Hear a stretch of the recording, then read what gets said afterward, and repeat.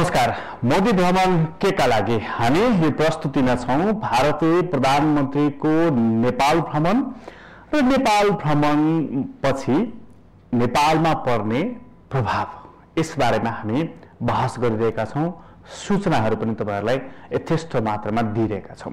यति बेला चाहिँ हामी भारतीय प्रधानमन्त्रीको नेपाल भ्रमण लगभग समाप्तिको एक चरणमा।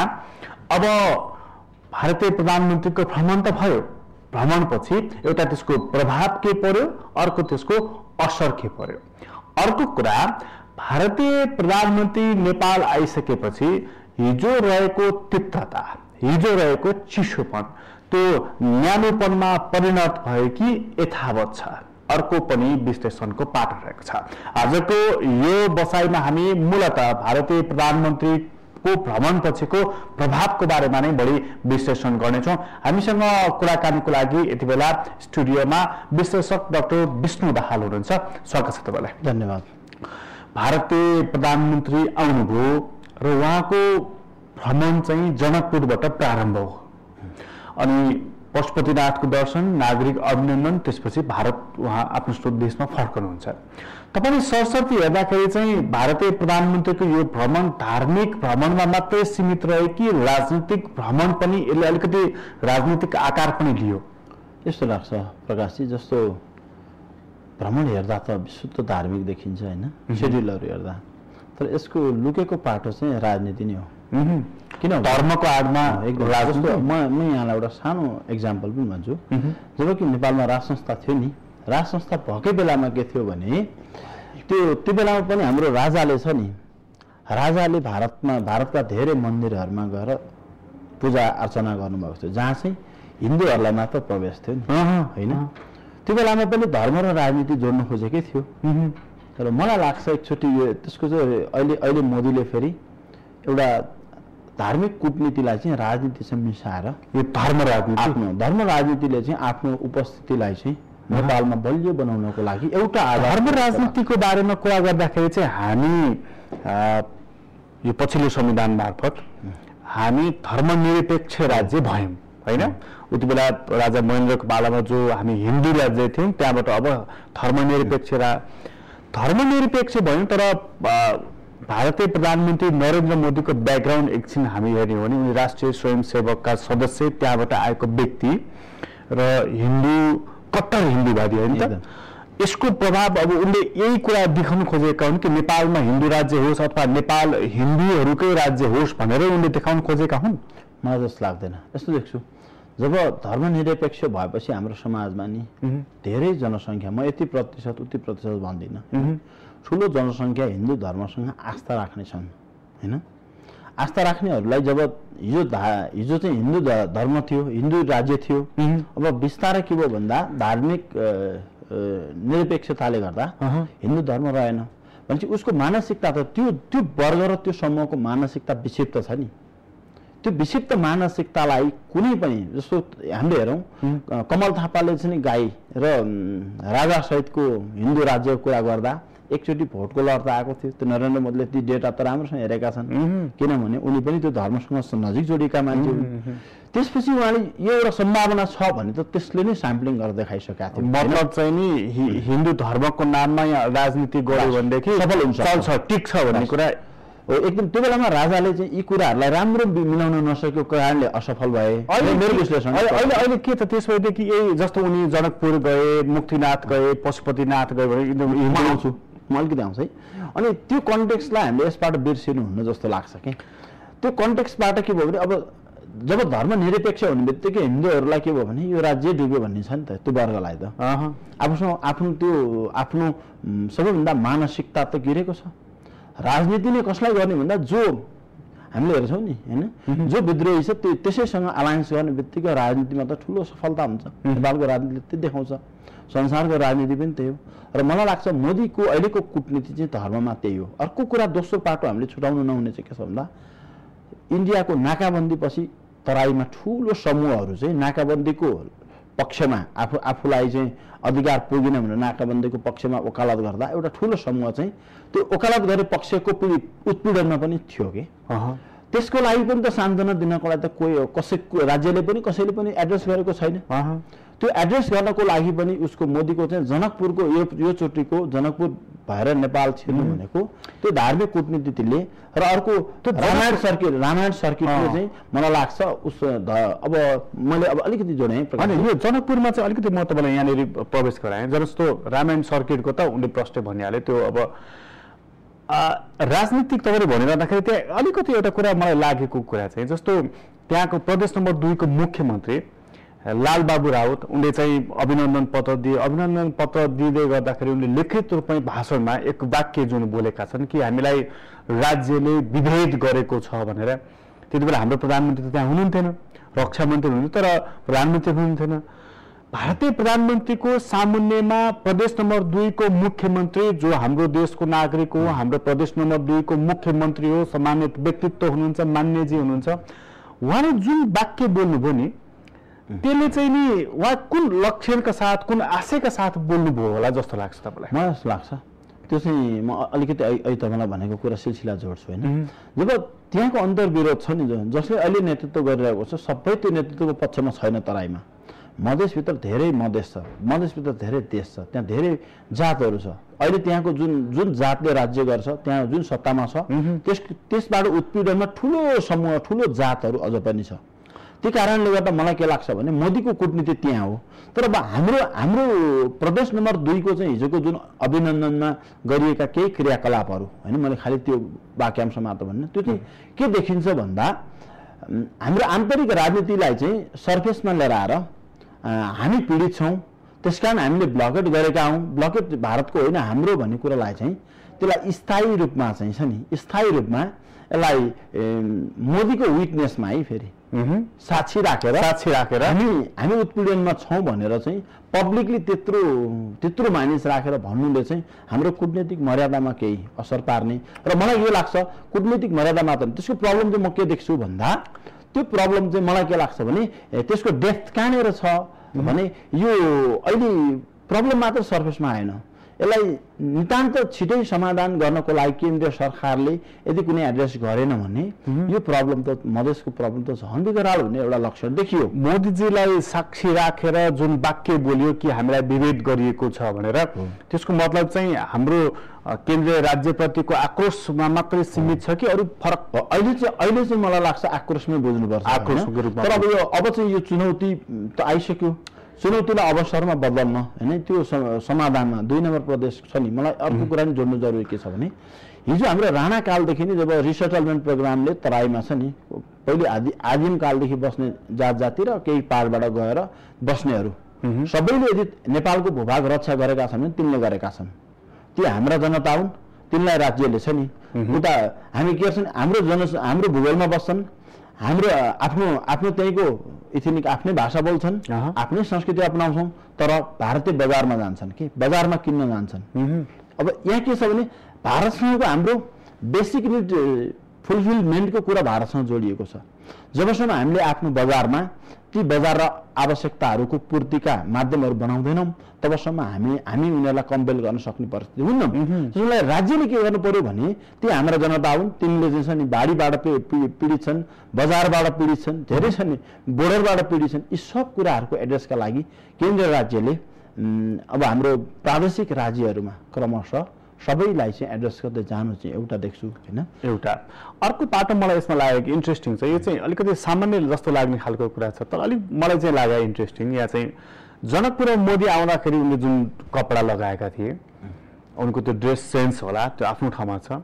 तर हाम्रो प्रधानमन्त्री पनि लगभग तपाईँको त्यसको डिजाइन रङ उस्तै देखिन्थ्यो क्या।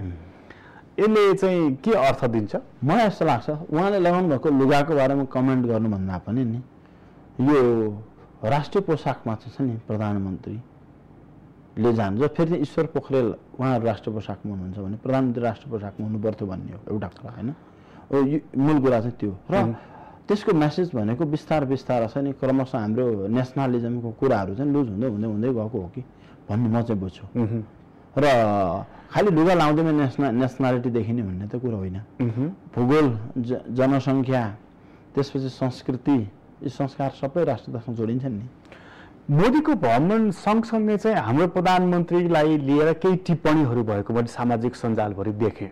र मोदीको सन्दर्भमा त्यो ब्लकेट गर्नु चाहिँ क्राइम थियो भनेर लेखिएको कुरा ट्विटरको 1 नम्बर ट्रेन्डिङमा 24 घण्टा जस्तो बसिरहेको छ हैन भनेको त्यो एउटा ठुलै आवाज त्यहाँनिर उठिरहेको छ हाम्रो प्रधानमन्त्रीको सन्दर्भमा पनि त्यो ब्लकेट त्यो नाकाबन्दी हिजो उहाँले ठुलो स्वरले उठाउनु हो आज त्यसलाई मध्यम पनि हैन न्यून स्वर पनि गर्नु भएन भनेर उहाँमाथि आक्रोश र एक खालको आलोचना पनि भइरहेको छ यो कति आलोचना योग्य वस्तु विषय हो यसो देखिन्छ मलाई चाहिँ के छ हामी नेपालीहरु अलि अतिवादमा विश्वास गर्छौं हैन हामी अतिवादमा विश्वास गर्ने हुनाले कहिले हामी पुरै विरोध गर्छौं कहिले पुरै अहिलेको शब्द चाहिँ लम्बसारै पर्छौं कि हो र मलाई लाग्छ दुईटै खतरनाक हो कि हेर्नु 0 डिग्री को आइसमा खुट्टा राख्नु र 100 डिग्री बोइलिङ वाटरमा खुट्टा राख्नु दुवै खतरनाक हो धेरै खतरनाक तर दुईटै खुट्टाको एभरेज निकाल्दा त 50 त खतरनाक होइन कि हामी के गर्छौं भन्दा दुईटा अतिवादमा बस्छौं र दुईटाको एभरेज निकालेर ठीक छ भनेर चित्त बुझाउँछौं के त्यो सिन्थेसिस थ्योरी जुन गर्छौं नि हामी एभरेज निकाल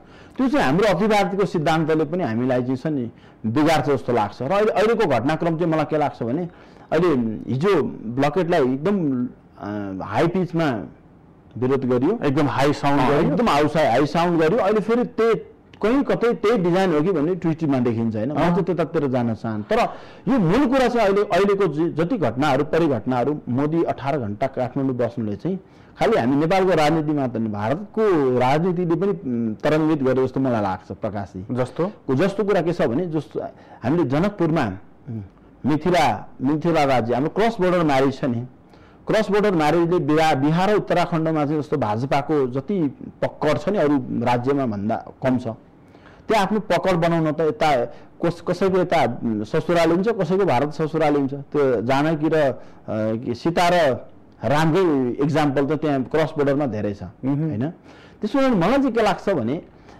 मोदीले कम्तीमा जनकपुरमा आएर मिथिलाञ्चलमा आएर हैन मिथिला राज्यमा आएर त्यो खालको नागरिक अभिनन्दन र उहाँको अभिव्यक्तिहरू उहाँले धेरै कुरा प्रश्न लामो भाषण गर्नुभयो हैन हो हैन उहाँले धेरै कुरा क्लियर पनि गर्न खोज्नुभयो कति भयो आफ्नो ठाउँमा छ त्यसका लिमिटेसनलाई त्यसले मलाई लाग्छ हाम्रो राजनीतिमा मात्र न 2019 मा आइरहेको तत्काल अहिले आइरहेको मोदीको निर्वाचन छ नि अब यता चीनमा सी जिनपिङले आफ्नो कार्यकाल दोहोऱ्याउँदै शक्तिशाली हुँदै जानु यता भारतमा पनि मोदीले फेरि टर्म रिपिट गर्दै आफू शक्तिशाली हुने कोसिसको एउटा सिलसिला हो जस्तो चाहिँ मलाई लाग्छ किनभने एउटा पाटो चाहिँ नि भारतीय चुनावलाई प्रभाव पारौं भन्ने त्यो पनि हो मोदीको क्रस बोर्डर हो एउटा धार्मिक संगठन अर्को चाहिँ नेपालको मा चाहिँ धर्मको नाममा राजनीति अर्को पनि एउटा छुटाउनु पर्ने प्रकाश एउटा कुरा मैले हिजोको त्यो मोदीको हाम्रो 2 नम्बर प्रदेशको मुख्यमन्त्रीले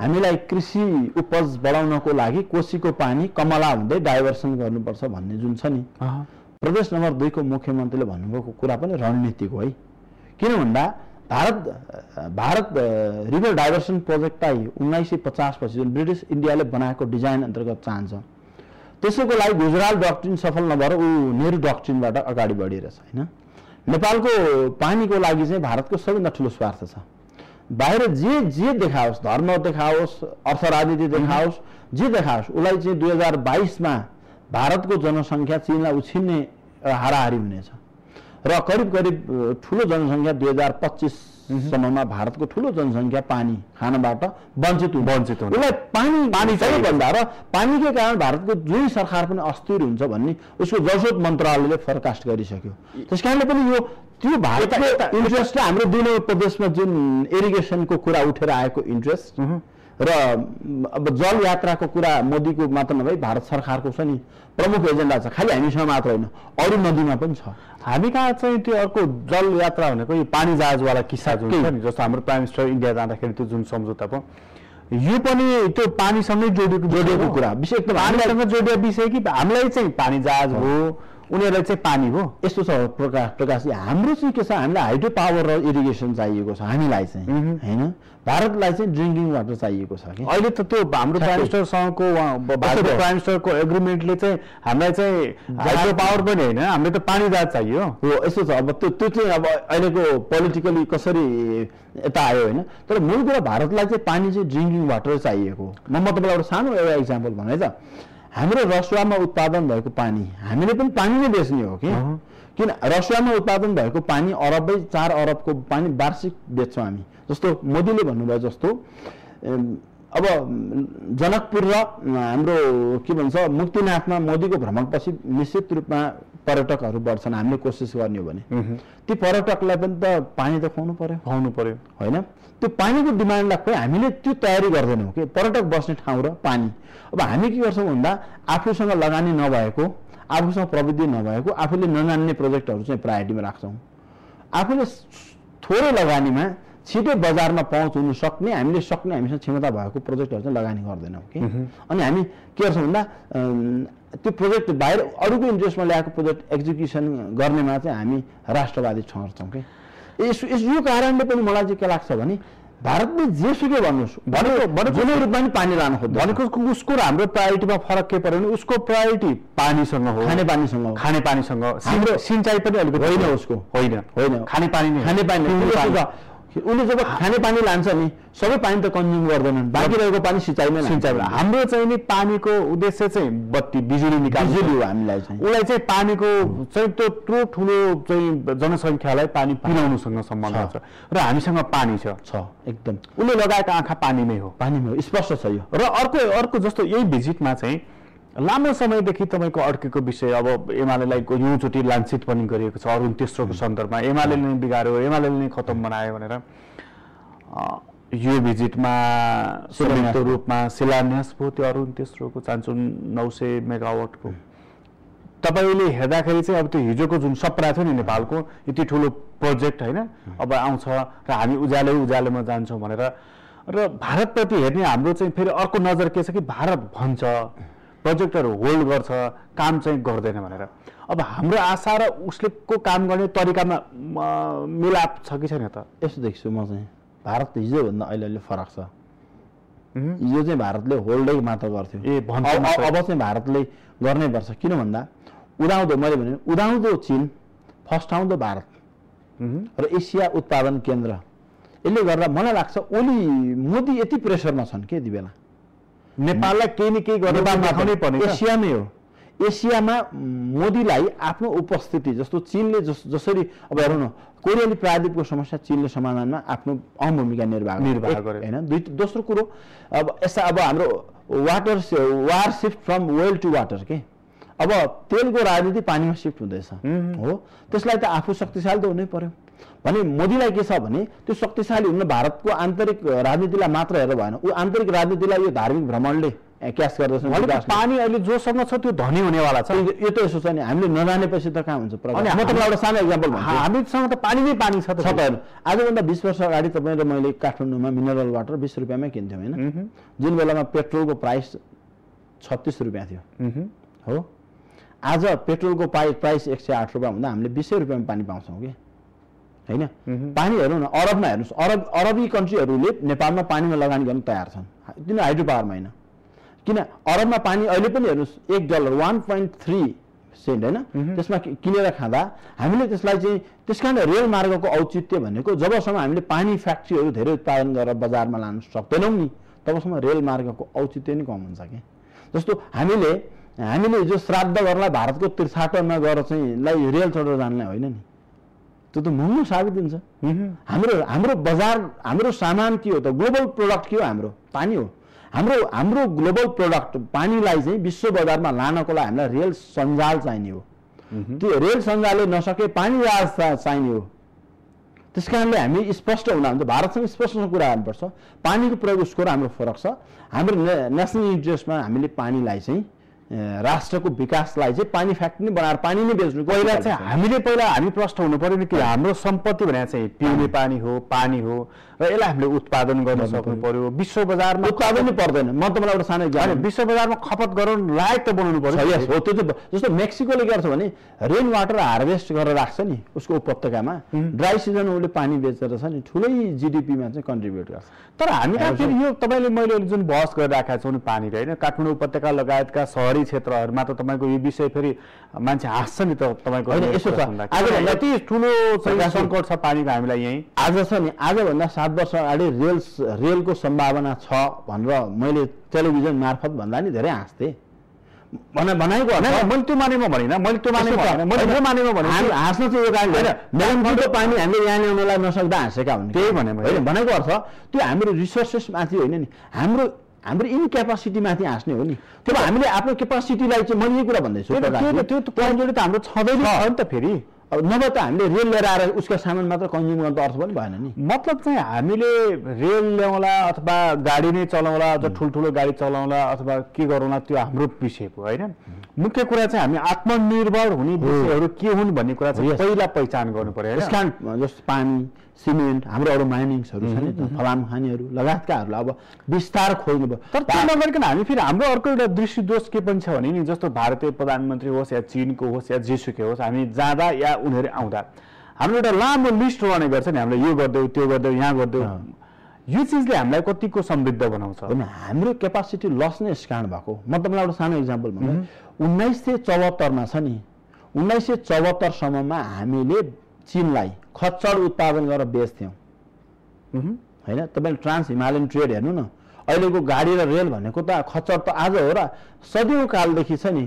हाम्रो हिल रिजनबाट खाद्यान्न बोकेर नुन ल्याउने, अहिले पनि हामी देउसी खेल्दा भोटोको नुन र सुन भन्छौँ नि, त्यो केमा ल्याउँथ्यौँ? खच्चडमा ल्याउँथेँ। तपाईँले कतिपय मठ मन्दिरलाई सिमेन्ट त्यो बेलाको चाइनिज सिभिलाइजेसनबाट ल्याउँथ्यौँ भनेको त्यो सम्भावना नभएको होइन, हामीले नगरेको बिचमा त्यो सिलसिला तोडियो प्रकाशजी, हामी अल्छी भयौँ होइन, हामीले गर्न सकेनौँ र विश्व बजारमा हामीले आफूलाई टिकाउन सकेनौँ। मतलब त्यो नसकेको या नजानेको अथवा हामीलाई बोसो लागेको के भयो भने यसो हाम्रो आन्तरिक राजनीति केमा रह्यो भने खालि पृथ्वीनारायण शाहको एकीकरण अनि जोग्राफिक इन्टिग्रेसन लाग्यो।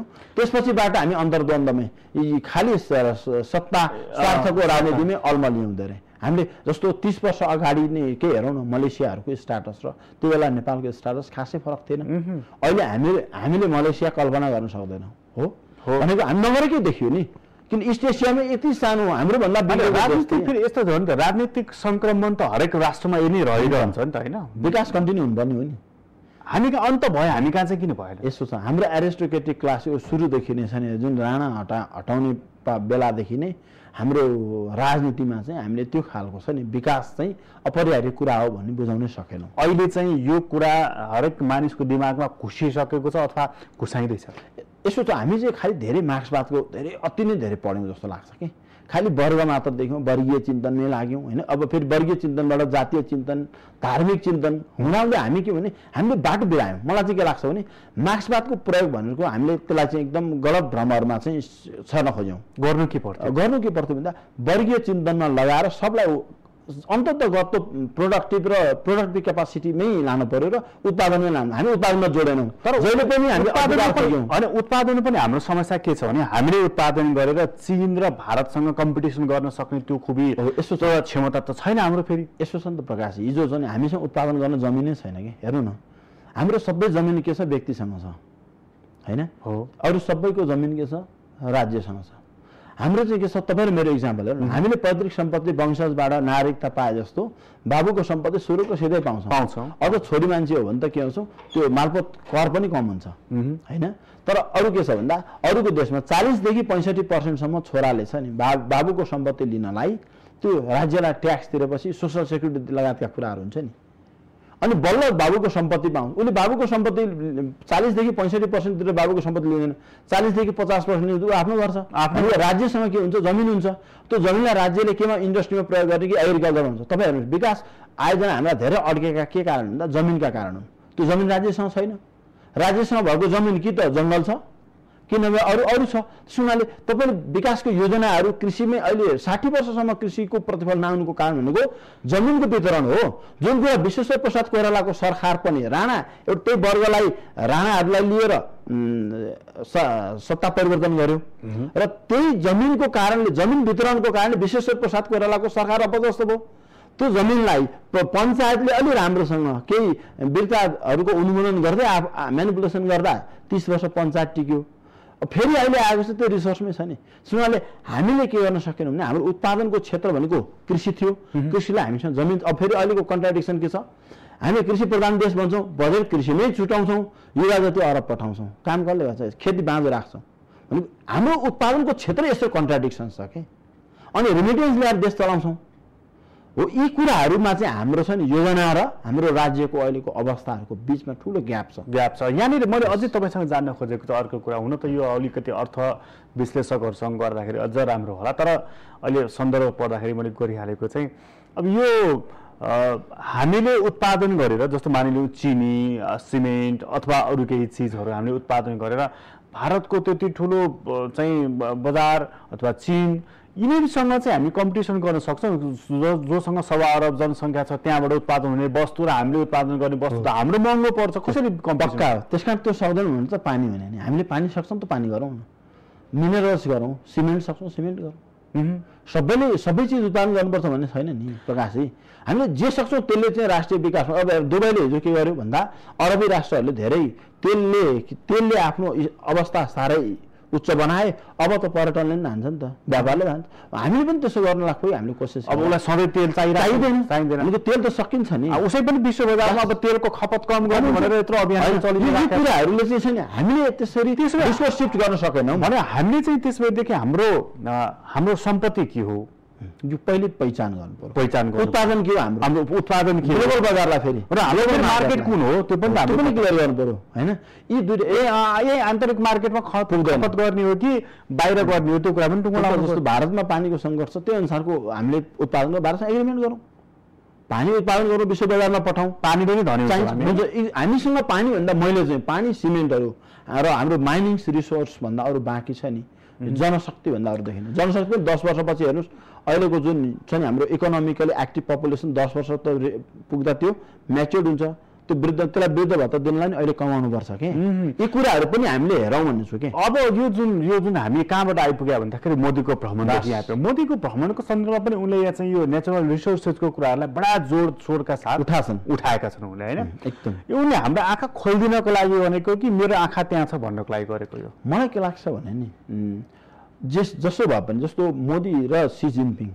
नेपालमा चाहिँ के छ भने जब यहाँ आर्थिक वृद्धि हुन्न नि यहाँ अमेरिकी र पश्चिमाहरूको म्यानिपुलेसन बढ्छ भन्नेमा चाहिँ सचेत छन् हैन सचेत पनि भारत पनि किनभने अनियनको केस हेरौँ अनियन ब्याकमा दुईटाले एलायन्स गरे हो र मलाई के लाग्छ भने भनेको हाम्रो समृद्धि चाहन्छन् उनीहरू यसो त हाम्रो मतलब यस्तो जस्तो टोलमा चाहिँ कोही एउटा गरिब भयो भने अर्कोलाई पनि पीडा हुन्छ नि हैन त्यही खालको हो मलाई यस्तो लाग्छ प्रकाशजी उनीहरू समृद्धि चाहन्छन् हामी के चाहन्छौँ भन्दा समृद्धि उनीहरूले गरिदियोस् भन्ने चाहन्छौँ कि उनीहरू हामीले गर्दा उनीहरूले असिस्ट गरेर समृद्धि होस् भन्ने चाहन्छन् हामी के गर्छौँ भने हामीलाई समृद्धि चाहिएको छैन कि तिमीहरूले गर्दै भन्ने चाहन्छौँ कि होइन चाहन त चाहिएको छ तर तिमीले गर्दै हामी गर्न सक्दैनौँ बरु हामी तिमीहरूले अरू जे भन्छौ त्यो गर्छौँ भन्ने यो त रोगै भयो नि त यसो न यो मनोरोग हो रोग होइन मनोरोग हो साइकोलोजी हो यो साइकोलोजीलाई छ यो रोग चाहिँ कि हाम्रो एनजिओहरूको कारणले पलाएको हो त्यो मात्र जस्तो लाग्दैन नेपालीहरूलाई अलिक धेरै छिटो रातारात धनी हुनुपर्ने त्यसले पनि बिगारेको छ नि जस्तो तपाईँको घर अगाडि पनि कहिले आँगन आएर बढाइदिन्छ सफा गरिदिन्छ कहिले चाहिँ यसरी मास्क लाउनुपर्छ भने सिकाइदिन्छ कहिले यसरी दाँत मार्नुपर्छ भने सिकाइदिन्छ 2 दिनपछि त हिँड्दिन्छ बानी के पर्ने हो कि यिनीहरूले नै सिकाउनु पर्छ हामीलाई डिपेन्डेन्सीको कुरा चाहिँ मलाई के लाग्छ भने डिपेन्डेन्सीको कुरा चाहिँ हामी पर निर्भरै छौँ कि जे कुरामा पनि नि विचारको कुरामा जस्तो अहिले म तपाईँलाई युनिभर्सिटीको कुराहरू युनिभर्सिटीमा हामी सबै युरोपियन कोर्स पढाउँछौँ कि नेपालमा के एप्लिकेसन छ र मैले अहिले पढाइरहेको कोर्स त्यही छ सबै युरोपियन सोसाइटीको पढाउँछौँ हामी एकदम रातभर पढेर एकदम गाह्रो अङ्ग्रेजी विद्यार्थीलाई मरि बुझाउँछौँ होइन तर यो हाम्रो सोसाइटीमा एउटै एप्लिकेबल छैन मेरो भनेको तपाईँलाई पढाउन पनि समस्या पढ्नेलाई बुझ्नु होइन त्यो समस्याको कुरा भन्दा पनि त्यसको एप्लिकेसनले त्यसले त्यो नलेज लिएर हाम्रो देशमा बस्छ भने अहिले हाम्रो करिकुलम हाम्रो बजारको लागि नै छैन क्या अनि तपाईँ कसरी कल्पना गर्नुहुन्छ यो अहिलेको ह्युमन रिसोर्स जति सक्दो छिटो ट्रान्सक्रिप्ट पाएको भोलिपल्ट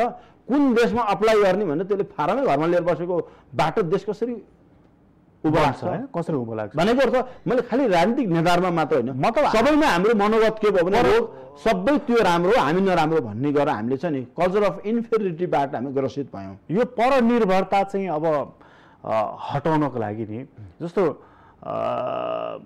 कसरी हट्न सक्छ त यसो छ सानो सानो सानो एक्जाम्पल पनि त्यसले चाहिँ राम्रो माइलस्टोनको काम गर्छ। जस्तो हाम्रो युनिभर्सिटीबाट बाहिर भिजिट गर्नेहरू, हाम्रो डेलिगेट्सहरू जो भिजिट गर्नुहुन्छ नि, उहाँले आफ्नो कन्टेम्पोरेरीलाई लिएर आएर छ नि, त्यो प्रेजेन्टेसन नै गर्नुहुन्न कि। जस्तो मलाई चाहिँ एउटा सिचुवान युनिभर्सिटीको प्रोफेसर भेट भएको थियो, ब्लकेटको विषयमा उहाँ आउनुभएको थियो नेपालमा, केही कुराहरू छलफल भएको थियो र उहाँ मेटेरियल साइन्सको होइन, उहाँले त्यो कसरी चाहिँ ग्यास थोरै त्यो केमिकलहरूबाट रियाक्सनमा ग्यास कसरी खुब केमिकलहरूको बारेमा यहाँ अभाइलेबल सिचुएसन स्टडी गर्न आउनुभएको थियो। मसँग पनि भेट भएको थियो इन्टरेक्सनमा।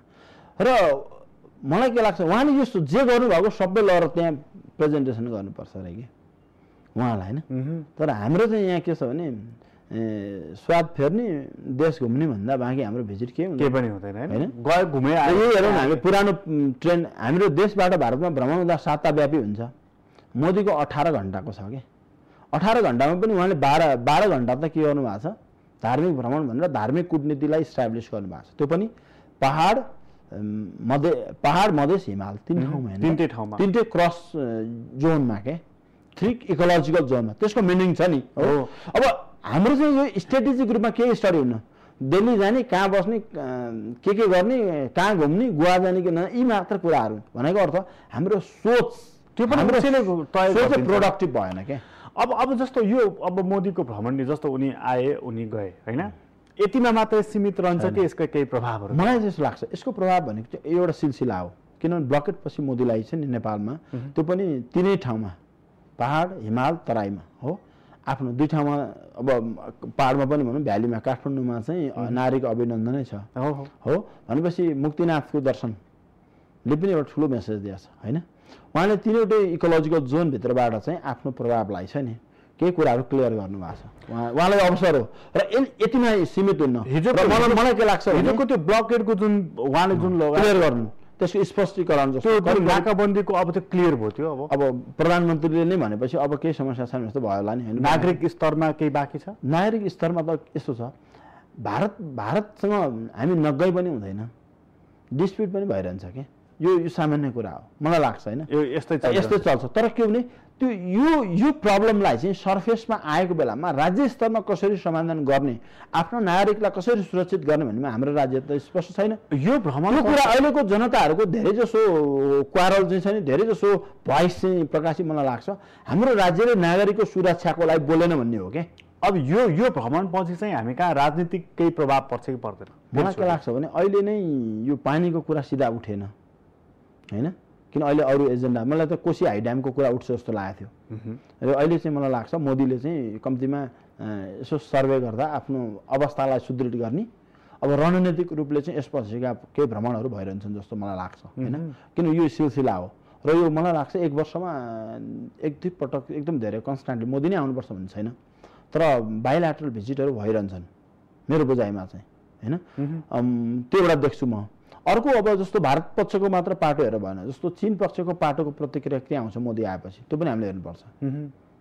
मलाई चाहिँ त्यसको पनि अर्थ लाग्छ किन निश्चित रूपमा भारतले चाहिँ लगाइरहेको नजर चाहिँ अघिदेखि तपाईँ भनिराख्नु भएको छ पानीमै हो र त्यसको लागि उसले आज गर्छ कि भोलि गर्छ कि त्यो एउटा वातावरण उसले बिस्तारै बनाउँछ। उसको आफ्नो राष्ट्रिय स्वार्थ त पानी हो नि। जस्तो हाम्रो राष्ट्रिय स्वार्थ चाहिँ के हो भन्दा हामीले भन्न सकेनौँ। त्यसमा चाहिँ तपाईँ सरकार हाम्रो सरकारसँग केही टिप्पणी छ, उसले कति एउटा राम्रो भूमिका खेल्न सक्यो? यस्तो छ, हाम्रो सरकारले स्पष्ट के गर्नु पर्यो भने राष्ट्रिय स्वार्थलाई के यो भ्रमणको सन्दर्भमा यो भ्रमणको सन्दर्भमा चाहिँ मलाई के लाग्छ भने हाम्रो सरकारले उसको कूटनीतिलाई बुझ्नु पर्यो, यसलाई एकदम गहिरेर वाच गर्नु पर्यो र अब उसले के कुराहरू ल्याउन सक्छ, आफूले रणनीतिक रूपमा के कुराहरू लिएर जाने भन्नेमा अध्ययन गर्नु पर्यो। अहिलेको भ्रमणमा चाहिँ हाम्रो सरकारले गरे के राम्रो गर्यो के नराम्रो गर्यो? अहिलेको भ्रमणमा चाहिँ मलाई लाग्छ सरकारले एउटा पक्ष चाहिँ छिमेकीसँगको सम्बन्ध छ नि र सुदृढ गर्नमा राम्रो भूमिका निर्वाह गर्यो होइन। अब त्यसका केही ड्रेस कोडहरू स्पिच कोडहरूको कुराहरू आफ्नो ठाउँमा छ होइन, अब त्यसलाई पनि सुदृढ गर्दै जानु पर्यो, लर्निङ बाई डुइङ। तर मूल कुरो चाहिँ के भने हामीले हाम्रो स्वार्थलाई छ नि, चाहे दिल्लीमा होस् चाहे काठमाडौँमा होस्, स्ट्रङली बुलन्द बनाएर राख्न सकेनौँ। त्यसको लागि त एउटा राष्ट्रिय माहौल बन्नु पर्यो नि, त्यो चाहियो एकदम जरुर। मैले पटक राजनीतिक दलहरूको बिचमा विवाद हुन्छन्, बहसहरू हुन्छन्। राजनीतिक दल होइन प्रकाशजी, आफ्नै दलभित्रको छ नि गुट र उपगुटको कुरामा विवाद छ। जस्तो अरुण तेस्रोको विषयमा एमाले भित्रै केही मानिसले केही साथीहरूले छ नि विरोध गर्नुभएको छ। किन भन्दा प्रदेश नम्बर 1 मा पर्ने अरुणको प्रभावले जो आफ्नो राजनीति सजिलो र असिलो हुनेलाई त केन्द्रमा बस्नेको भन्दा त फरक पर्छ नि त। जस्तो मलाई लाग्छ प्रदेश नम्बर 1 मा हुने एमालेकोहरूलाई त यहाँ केन्द्रमा बस्नेलाई भन्दा त त्यहाँ फरक पर्छ। आफ्नो राजनीति त त्यसले तलमाथि पर्न सक्छ। हो यी कुराहरू पनि छन् नि। खालि हामीले एउटा राष्ट्रिय स्वार्थको कुरामा चाहिँ बनाउनको राष्ट्रिय स्वार्थमा चाहिँ एकमत हुनको लागि के गर्नु पर्यो, पहिले दलहरू बिच हुनु पर्यो, गुटहरू उपगुटहरूको बिच हुनु पर्यो। यी सब कुराहरूलाई मिलाउँदै हामीले पहिले राष्ट्रिय स्वार्थ बनाउनु पर्यो।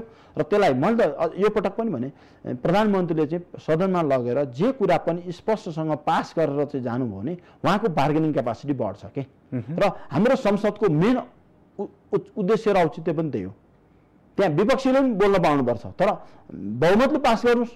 अनि के हुन्छ भन्दा त्यो एग्रिमेन्टको मा भोलि प्रधानमन्त्रीलाई पनि बार्गेनिङ गर्न सक्छ। एउटा विषयमा चाहिँ अलिकति फरक राजनीतिक अलिकति फरक खालको विषयमा चाहिँ के बहस भयो भने जनकपुरकै भ्रमणमा चाहिँ फ्री मधेस भनेर मान्छेहरूले क्याम्पेनको चलाए। त्यहाँ त्यो एउटा पम्पलेटहरू राखेको पनि देखियो।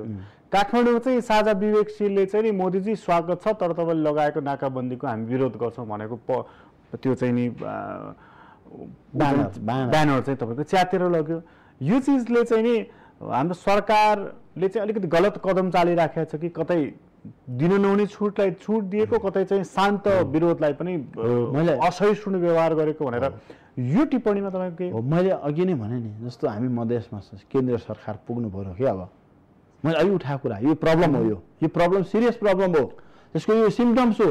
तर यसलाई यो अपर्च्युनिटी पनि हो गभर्मेन्टलाई यो प्रब्लमको सिरियस सल्युसन एप्रोप्रिएट सल्युसनको लागि प्रदेश 2 सँग बसेर के गर्नु पर्यो डायलग। खालि प्रदेश 2 सँग मात्र प्रदेश 7वटा प्रदेशसँग आफ्ना प्रब्लमहरू छन् नि त।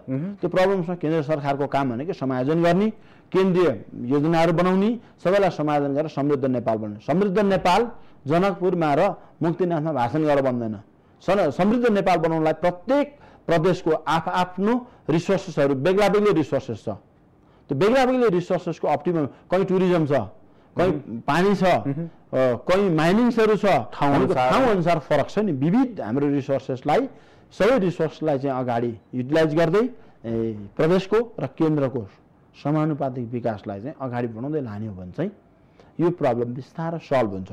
केन्द्र राज्यले चाहिँ यो कुरा इग्नोर गर्दै आफू कसरी सत्तामा टिक्ने, आफूले शक्ति कसरी पाइरहने र विदेश नीतिहरूमा पनि आफू टिक्नका लागि चाहिँ जे पनि गर्ने यी कुराहरूबाट चाहिँ अलि यो मनोरोगबाट अलिकति ट्रिटमेन्ट चाहिँ खोजेर साँच्चै जनताको लागि उत्तरदायी बनेर जाने हो भने चाहिँ यो प्रब्लमको सल्युसन म चाहिँ छिटै देख्छु। हस्, यहाँलाई धेरै धेरै धन्यवाद। धन्यवाद प्रकाशजी। आदरणीय दर्शक तपाईँलाई पनि धन्यवाद। आज हामीले कुराकानी गऱ्यौँ विश्लेषक डाक्टर विष्णु दाहालसँग। उहाँसँगको कुराकानी अहिलेलाई यति नै। मोदी भ्रमण के का लागि भन्ने अरू प्रस्तुति र कार्यक्रमहरू चाहिँ हाम्रो जारी नै छ। माउन्टेन टेलिभिजन हेर्दै गर्नुहोला। नमस्कार।